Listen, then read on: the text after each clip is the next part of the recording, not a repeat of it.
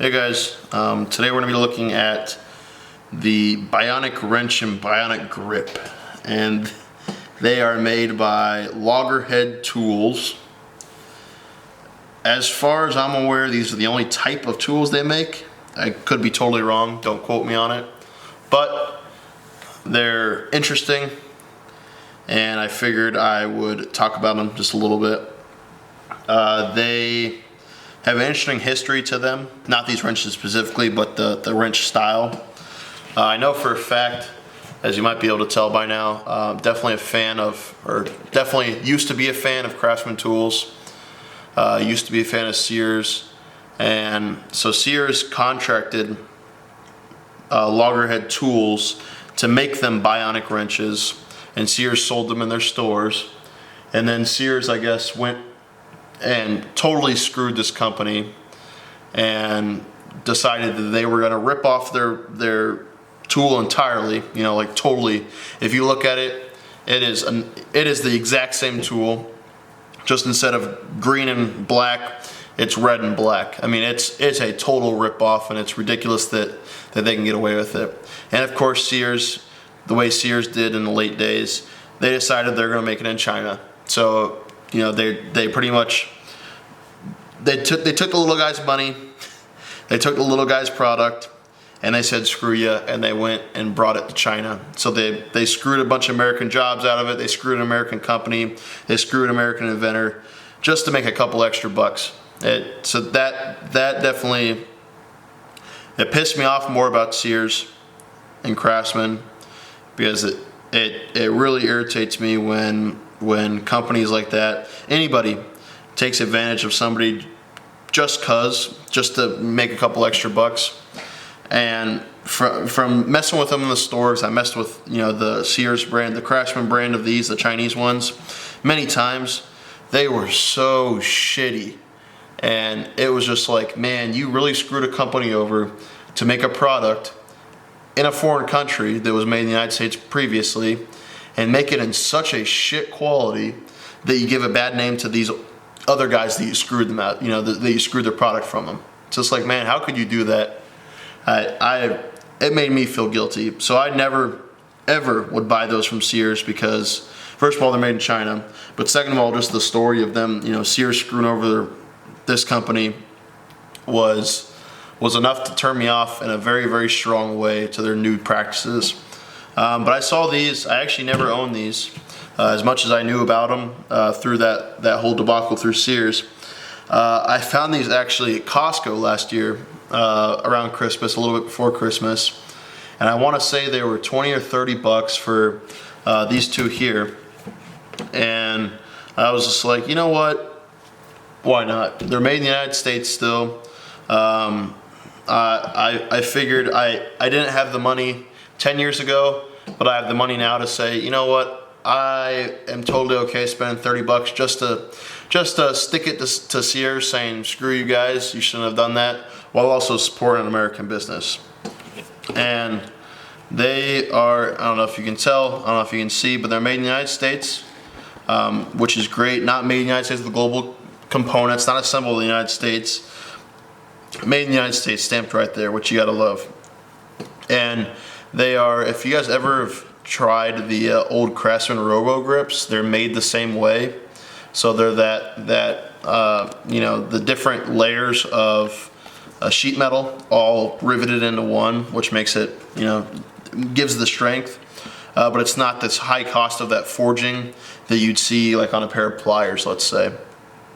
So you have four pieces that all go together. If I get out of here, I have Robo grips in here somewhere.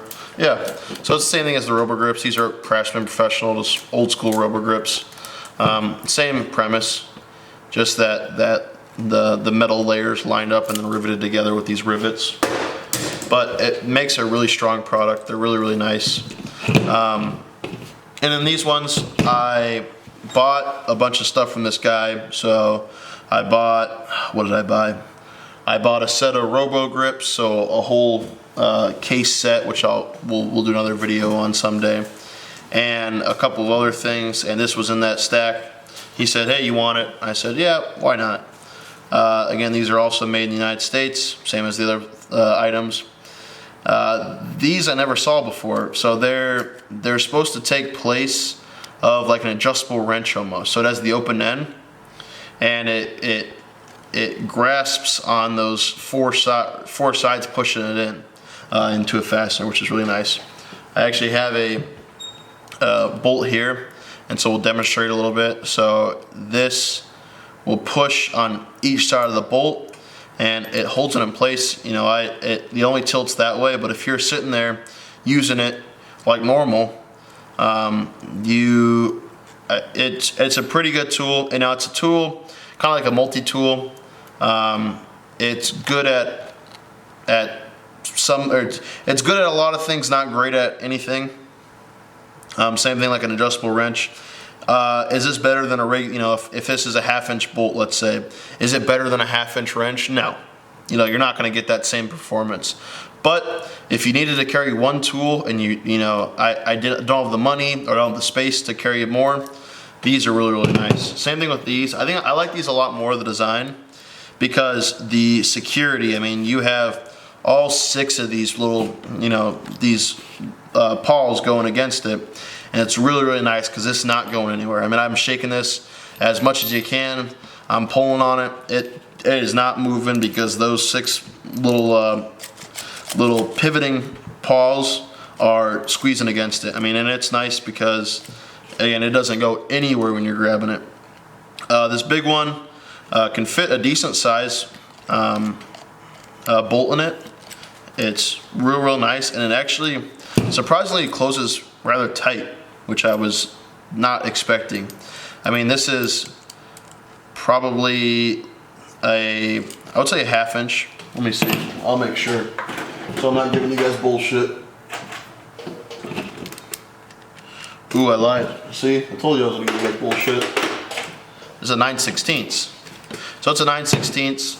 So I'm assuming that this bolt itself is probably a 3/8, I would assume, and it barely. So this must only go down to 7/16, I would assume.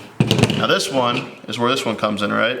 So this one easily grabs onto the bolt itself, but it's nice because it still grabs on to that 9/16. So this little baby guy, clearly 9/16 is its very max because it's like touching the sides. But that being said, if I grab the bolt head, it is not going anywhere with that, you know, the 6 of them on there. And even though this is, I mean, you can see the difference in size between the 2 of them. These little ones are far smaller than the big ones, but the strength of these is just fantastic. And I'll sit here and I'll squeeze as hard as I possibly can on this, and doesn't even lock up. By far, for a tool that I thought was kind of gimmicky, man, these things are smooth. I mean, they really do remind me of these in terms of their smoothness. I mean, these I thought were a gimmick. My dad, I remember going to Sears when I was a kid, and he's saying, you know, what the hell are these things? Like, what a total crock of shit.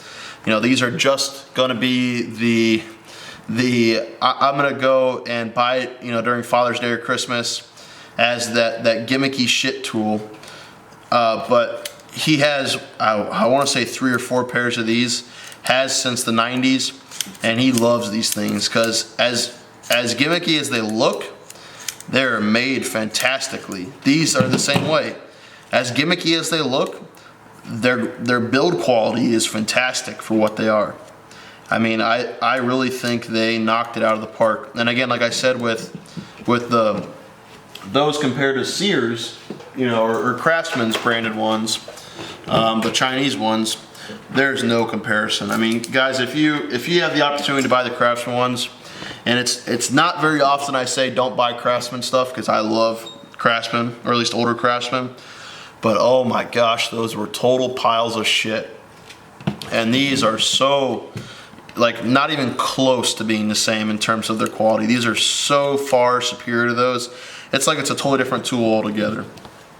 And it makes that story even worse that Craftsman would do that to this company that was making good quality tools right here in the United States. I mean, it almost makes you sick if you sit there and you think about it, that, you know, some regular guy going about his 9 to 5 decided he wanted to invent something, and then Craftsman, you know, decides, you know, we're gonna give this guy a shot, we'll sell it during our holiday lineup or whatever, and then just goes back and totally F's him. I mean, it's just ridiculous. But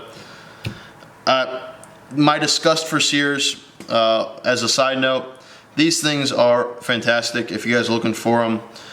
Again, don't expect the same as a wrench that properly fits that fastener. Don't expect it to perform better than a 1/2 inch wrench on a 1/2 inch bolt. But if you're expecting like something like an adjustable wrench, I think these are definitely just as useful in the right context. So thanks for watching, guys. If you have any questions about them, leave them in the comments. If you have any ideas for the next video, leave it in the comments, and I'll see you guys next time.